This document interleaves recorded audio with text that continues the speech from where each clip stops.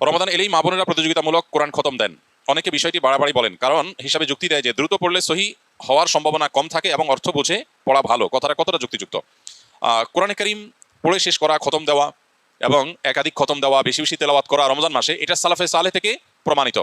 আমাদের পূর্বসূরিগণ তারা রমজানের শেষ দিন পর্যন্ত বেশি থেকে বেশি কোরআনে কারীমের তেলাওয়াতে মগ্ন থাকতেন। যেহেতু এই মাসটাই হলো কোরআন নাজিলের মাস, অতএব এই মাসের অন্যতম গুরুত্বপূর্ণ আমলটা হলো বেশি বেশি কোরআন তেলাওয়াত করা। যেসব ভাইরা কোরআন তেলাওয়াত জান না, তারা কোরআন তেলাওয়াত শিখতে পারেন। এখন কথা হলো, প্রতিযোগিতামূলকভাবে বেশি বেশি করে কোরআন খতম দিলে সেটা ভালো কিনা? উত্তর হলো অবশ্যই ভালো, তবে তার কোয়ালিটি যেন ঠিক থাকে।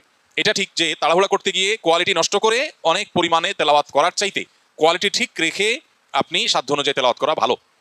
দেখা যায় অনেকে হুলস্থুল করে কোরআন তেলাওয়াত করেন, কি পড়েন নিজেও বোঝেন না। খতম দেওয়া উদ্দেশ্য হয়, এই খতমটা অর্থবহ না। আল্লাহ তাআলা আমাদের আমলকে মাপবেন, আল্লাহ আমলকে গুনবেন না। কিয়ামতের দিন আমল গণা হবে না মাপা হবে?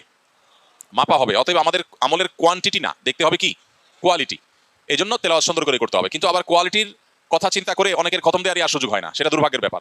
এই জন্য কোরআনে কারীম বেশি বেশি তেলাওয়াত করা প্রশংসনীয়, প্রতিযোগিতামূলকভাবে করলে সেটাও প্রশংসনীয়, বেশি বেশি খতম হলে সেটাও প্রশংসনীয়।